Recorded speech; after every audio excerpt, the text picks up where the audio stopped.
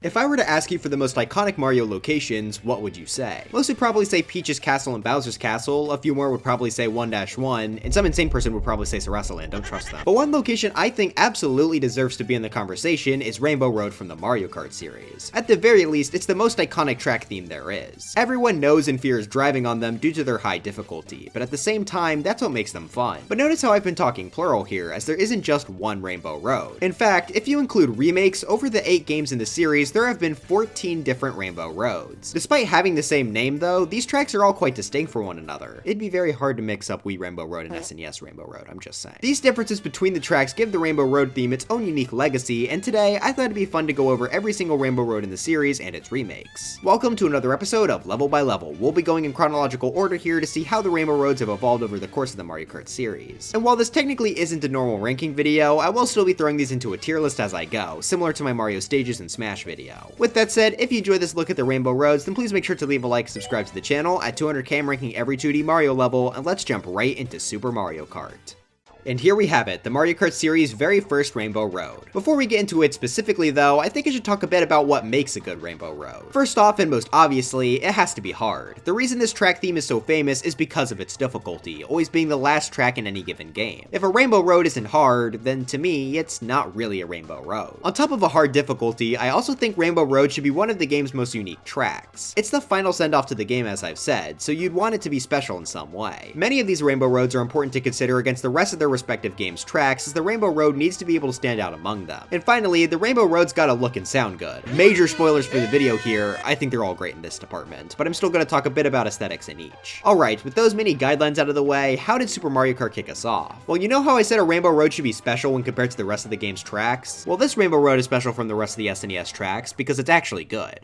Okay, the real thing making this so special is the fact that it's the only SNES track to have a unique theme. While there are 20 tracks in this game, there are only 8 different track themes, which means that each one of them gets a bit stale by the time you reach the game's conclusion. But at the same time, that boosts how special Rainbow Road is, as it's an incredibly different, super bright track floating in space. Speaking of floating in space though, that's another thing that makes this track special. You can actually fall off. This is where the difficulty really comes into play too. There's no off-road in this track. If you move even slightly off, you're going to be falling, and Lakitu will take a century to pick you up. The road is also pretty skinny too, with plenty of sharp 90-degree turns. Combine all of that with Super Mario Kart's, let's be honest, awful controls, and you have yourself one of the most difficult tracks to this day. I personally really appreciate how hard this track is. It sets a perfect tone for the legacy we have ahead of us. As for the layout itself, it's not really that complicated, easily the simplest Rainbow Road we'll see. First off, it's perfectly flat, which is just a limitation of being in Super Mario Kart. That's not to say there's nothing on this track though.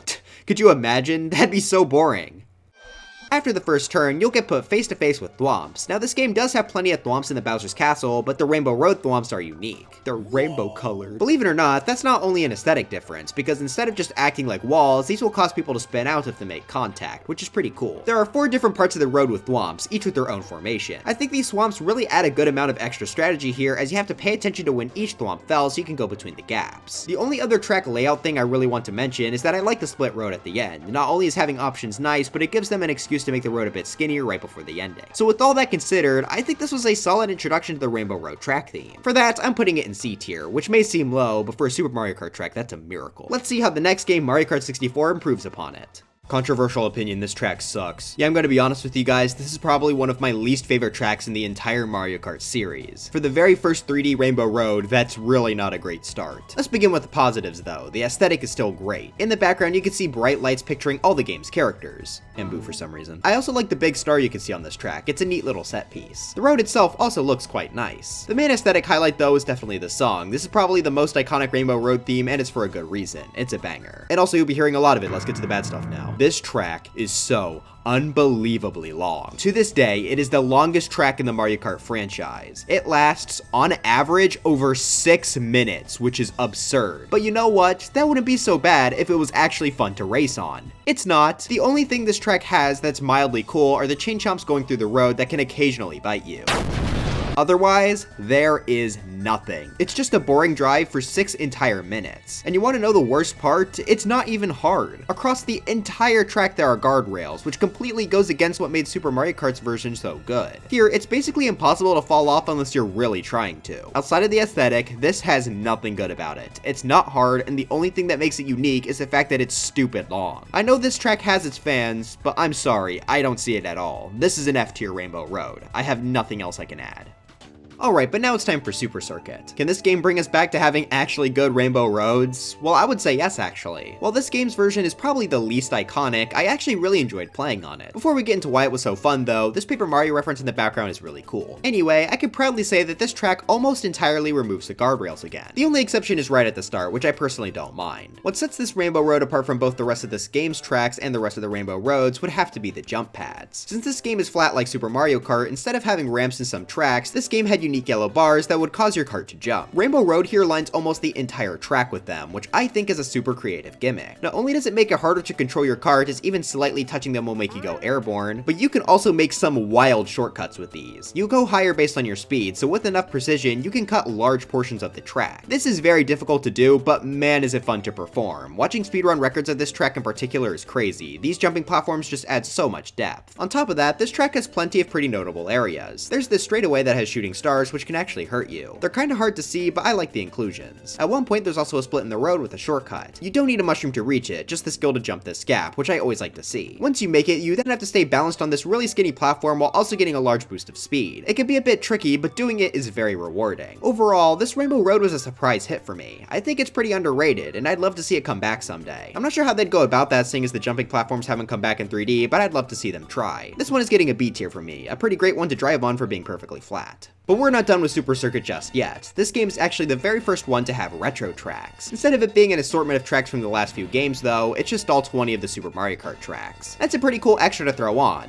except unlocking it sucks. Why do I have to do each cup twice? I could have just collected 100 coins and had them get unlocked. That's so stupid. Well anyway, how does this rendition of Rainbow Road stack up to the original? It's literally just worse. Take the exact same layout from Super Mario Kart, but delete the thwomps. Yeah, so I guess when I said imagine if there was nothing on it, you didn't have to. I mean, I still prefer this to the N64 version due to it not being 3 decades long, but come on, this is also F tier. I can't believe they just get rid of this track's defining obstacles. Anyway, now we're done with both Super Circuit and the 2D tracks. Let's jump back into 3D with Double Dash. Mario Kart Double Dash's Rainbow Road is actually pretty unique from every other track we'll cover today. Wanna know why? I haven't played it.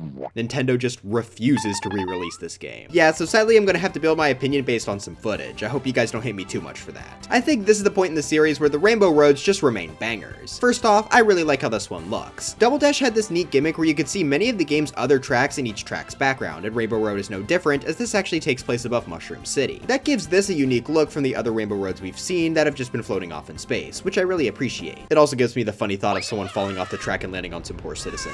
In the sky, there are also several 3D rainbow renders of the game's items, which makes the sky fun to look at as well. Alright, but let's get to the layout. This starts out with a jump onto the road below, giving this a pretty fast-paced start. Landing on this lower road also shows that this will be quite different as it's pretty wavy, which makes driving on it a bit harder. Additionally, it's fantastic to see the guardrails are mostly gone here. This track sort of combines the approaches of the previous tracks, with some parts having rails but others not. I think they do a good job of knowing when to remove them, mostly being on tight turns, which can lead the player to easily falling off. Speaking of big turns, I think it's time to look at this Rainbow Road's main attraction, the big spiral. Now with Mario Kart 8 having anti-gravity, something like this isn't really massive anymore, but for Double Dash, this was pretty crazy. You're driving almost sideways, and with the added boost panels, it can be quite difficult to stay on. Following that, you then get to go on a big trampoline, which just acts as a cannon to shoot you up to the top of the track for the final stretch. We see this last road here as a wavy straightaway with a lot of boost panels, which brings us back to the track's final turn. Overall, this track has a lot of highlights. There's even a unique gimmick where star items will fall from the sky. I think it's safe to say that we actually have a good 3D Rainbow Road now, so we could put this up into B tier. It might have gone higher if I got a chance to play it myself, but I think the Rainbow Roads we'll see soon are a bit more special. The Rainbow Road from Mario Kart DS is quite similar to the Double Dash version in many ways, but it does still have its own unique spin on the concept. Get it? I said spin because this has a loop in it. First off, we're back in being in the pure emptiness of space, and while yeah, it is probably a bit less unique than Double Dash's, I still like it quite a bit. Starting off with this track's layout, we get a simple dip and oh wow, it's just Double Dash's spiral again. Hey, I mean, I liked it there, so why not throw it on here too. Right after that, we see the defining feature of DS's Rainbow Road, the loop-de-loop. Now, like I said for the spiral, this does seem a bit less impressive after anti-gravity in Mario Kart 8, but in the context of DS, literally no other track is even close to this. Now, driving on it isn't technically special since it's literally just a straight line, but it looks cool, so I'm a fan of the inclusion. Plus, right after, there's plenty of chances to fall off with the next 3 turns, 2 of which not having any guardrails. That brings us to loop number 2, which is actually different from the first since it's a lot more slanted. The gameplay is still pretty similar, but again, it has that coolness factor. That simply brings us into one last turn for the end of the race. Overall, I like this one. I'd say it's definitely more style over substance, but I can't say I don't enjoy it. Mario Kart DS was my first Mario Kart, and thus this Rainbow Road will always stick out in my mind. It's probably a bit on the easier end due to the several loops and whatnot, but still a good entry to the Rainbow Road legacy. I'll put this right at the top of B tier. Double Dash could very well be better, but if Nintendo wanted me to like it, they should re-release the game. But now it's time we jump into one of the big ones.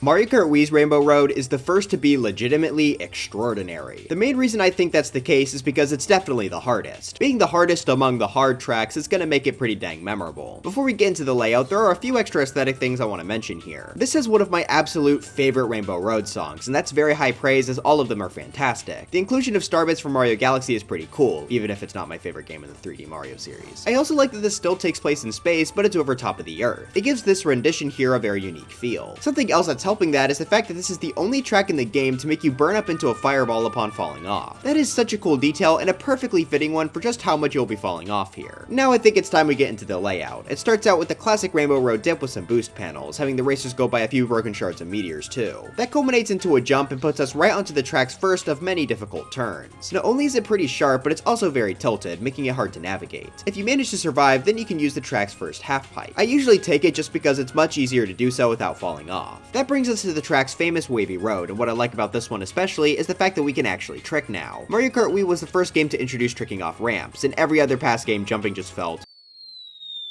underwhelming. But here it's fun to trick to not only gain speed, but also try and grab some of the item boxes. After that, we get another iconic section with the double hold road. What I really like about this section is just how many options you have to go about it. Going from the outside, you can take some half pipes, which are the slowest, but give you some item boxes, good for if you need something to catch up. The simplest route is to just go around the holes, which is faster than the half pipes, but you don't get anything. But of course, if you're a real risk taker, you could try jumping over the hole, which is definitely the fastest, but can very easily lead to your death. Even with the holes themselves, there's options, as you can choose if you want to make a small or large jump. The amount of options this part gives you is really cool, and it makes replaying so much more enjoyable. Following the holes, we then get 2 of the hardest turns on the track, both being very sharp with no guardrails and also being crazy tilted. They both bring you into a cannon, which may I add just looks really cool with the rainbow effects. Upon landing, that brings you into another unique jump, this time being a half pipe. This isn't hard, but jumping at an angle like this isn't seen on any other track, so it's pretty cool. That brings us to a split path, which is something I always like to see on tracks as it makes repeat playthroughs better as you can switch between them. Both paths recombine into one final turn in the end, and while this is pretty easy compared to some of the other turns we've seen, it has a lot of boost panels near the edge, giving some extra speed for some extra risk. Falling off here though would be devastating, considering it's right at the end. But with all that said, wow, this is fantastic. I'm sure you could tell just based on how much I had to say here, but I love this rendition. It's an absolute classic for a reason. It's super hard, has a lot of unique elements, and plenty of alternate routes to make each playthrough unique. I think for that, this belongs in S tier. Truly a phenomenal showing. Hey, wouldn't it be crazy if they made one better than this?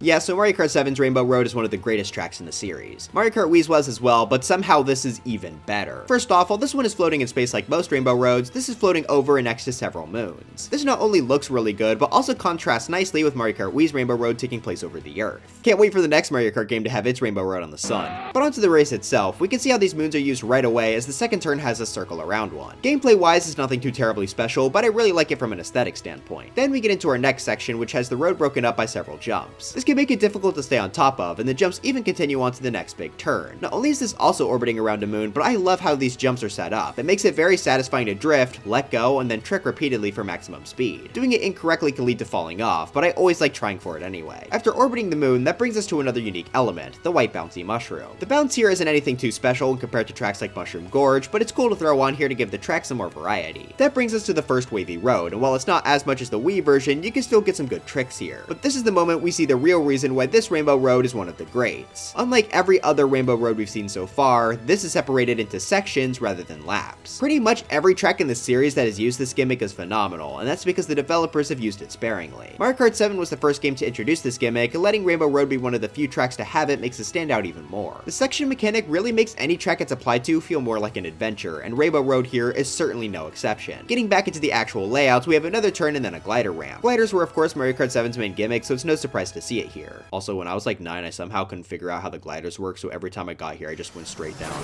This glider puts us not on a Rainbow Road, but actually a planetary ring. This is a really cool set piece. I love the addition to mix up the scenery and gameplay. There are also a few holes here to make it a bit trickier to hold drift. This culminates into another glider ramp back onto the road. The road here has a few more tricky turns with some boost panels, which is a Rainbow Road standard at this point. After a few more turns, we then get into another wavy road section, and this one is definitely on par with the Wii version with how much it moves. Not only that, but there are also holes with item boxes, so it can be fun to try and grab the items while also staying on the road for more tricks. If you fall though, that's actually not too bad, as it brings you right down to this section's highlight, the moon. Much like the planetary ring, this adds a lot of variety to the track's locations, and the gameplay here definitely fits with that. There are several craters to trek off of, and for some reason a lot of chain jumps, I don't know. I really love how this area boosts the theme by giving this Rainbow Road its own distinct location. That brings us to the end of section 2, meaning we've just got one more to go. Section 3 starts with some conveyor belts we can go on for some extra speed before we enter into the track's spinning tunnel. This part is really cool as you have to try and hit the boost panels as they spin into your path to get the most speed possible. I also really like the end of the tunnel here as you're given the choice between a boost panel or a glider ramp, again making repeat playthroughs more interesting. I'm much more of a glider fan myself, now that I can actually use them. If you decide to use the glider, there are several rings you can fly through to get a boost of speed. If you decide to stay on the ground though, the road is broken up into several sections that you jump between using ramps. The two paths eventually recombine for this track's big finale, the near vertical turn. Again, by Mario Kart 8 anti-gravity standards, this is tame, but just looking at this turn in Mario Kart 7, it's still pretty crazy how tilted this is. In my opinion, it makes for a great finale for the track. But with the race finally coming to a close, I think it's pretty clear to see why this Rainbow Road is so beloved. While probably a bit easier than Wii's, this one has so much more variety in its track design, so many unique locations that make this rendition feel like a journey through space. So for that, I'm obviously giving this an S tier. If you disagree with that, you're just wrong. We're not done with Mario Kart 7 though, as we have ourselves another remake. I wonder which one this one's gonna be. It's SNES again. Don't worry though, as this is actually an improvement over the original. I know, I didn't think it was possible either. First off, they brought the thwomps back. On top of just keeping what was in the original though, they actually added stuff to this one. These thwomps now have a secondary purpose besides just being obstacles, as the road below them will actually react to them by waving when hit. This creates new bumps to trick on, which just makes the gameplay a bit more interesting. Speaking of tricking, following the first set of thwomps, we see the first of many added ramps to the track. These are perfect additions as they not only spruce up a previously empty straightaway, but they can be risky to go for as you could accidentally fly off the edge. That's especially true for this ramp pointing into the void. Well, if you take it straight on, you'll obviously die. This is placed on a corner, so it actually acts as a bit of a shortcut. Not only is it hard, but it's also one that doesn't require a mushroom, which are always some of my favorite shortcut types. After going past another wavy thwomp road, we see the final ramp added to the track being placed right in the middle of the split path. If you have a mushroom, it's really fun to fly over this big gap right to the end. I also like how the wavy road makes the split path a bit more dangerous, as the road is now much more difficult to drive on with the extra speed. That brings us to one last straightaway with a few more thwomps to give us an extra boost. This is a much better remake than Super Circuit, expanding on the track's main gimmick instead of removing it entirely. Plus, the added ramps here add a lot to the gameplay, so I think this belongs in B tier. Definitely happy to see this actually be an improvement.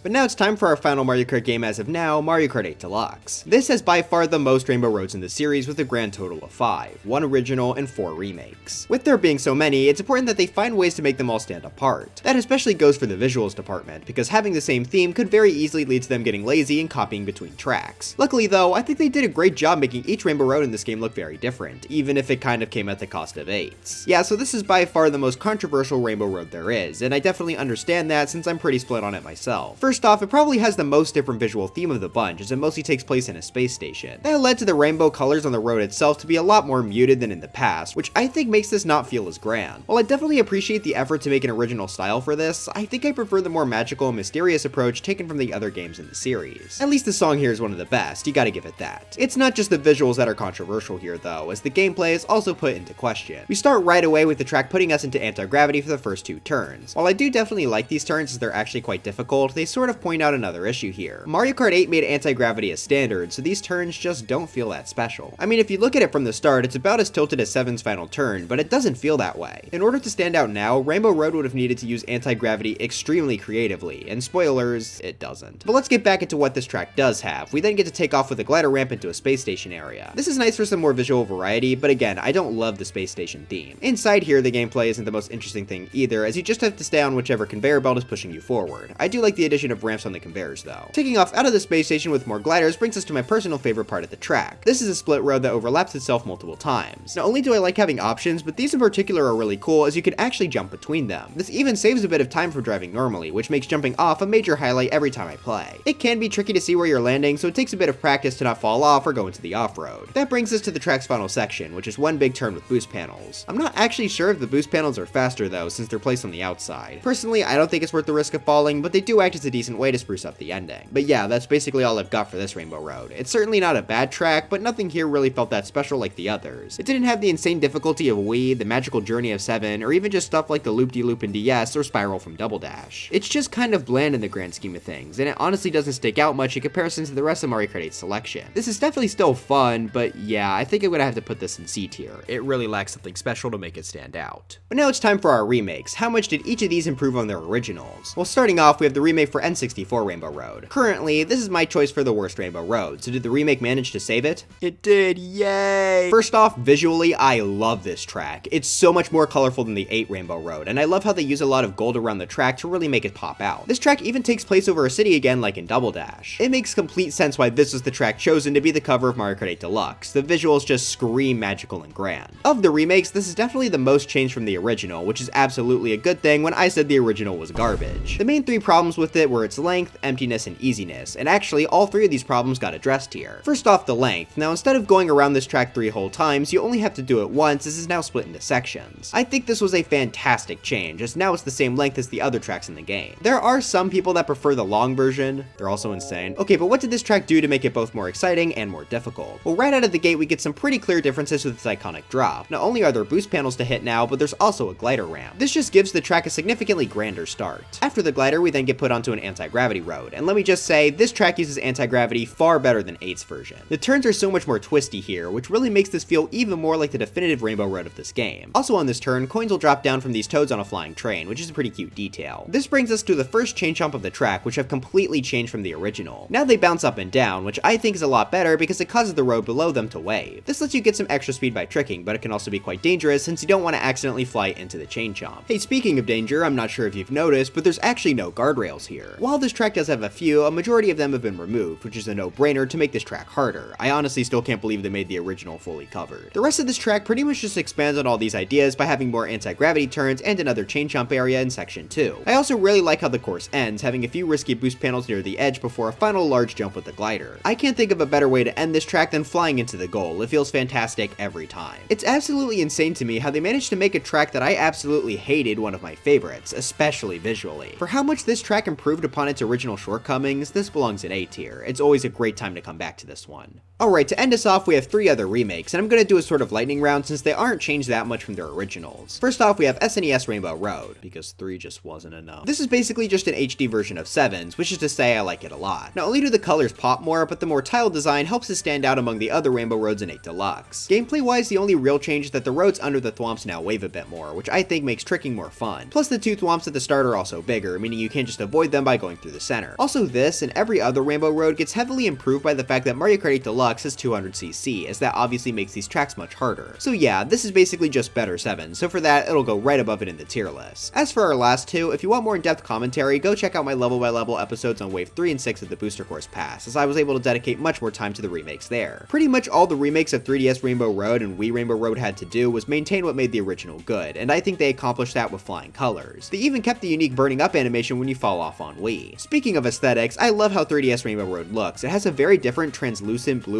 road, and I think beside N64, it's my favorite looking Rainbow Road. Gameplay-wise, each have basically the exact same layout as their originals, but with very minor physics changes. 3DS Rainbow Road now is underwater physics, causing you to fall slower, which can actually let you do some really neat tricks like going under the track at the very end. The moon portion is also now in anti-gravity, which I think was a great change. Though I also think it would have been cool if the spinning tunnel was anti-gravity so you could flip upside down. As for Wii, this also has underwater physics, which can help you make the whole whole jumps much easier. The entire track also takes place in anti-gravity now, with a few anti-gravity boosters placed along it. But aside from those few changes, these two remakes remain pretty much the same, so I think it's fair to say that they both belong in S tier. Hopefully now with the full list, it's clear to see why the Rainbow Roads are so iconic. Each of them have their own unique gimmicks that make them stand out not only from the rest of the tracks in their game, but each other as well. Mario Kart 8 having 5 different Rainbow Roads and still managing to make each of them feel like their own track is a testament to how rich the history of Rainbow Roads has been. Even though there were some hiccups on the way, Mario Kart's Rainbow Roads are certainly worthy of being as iconic as they are.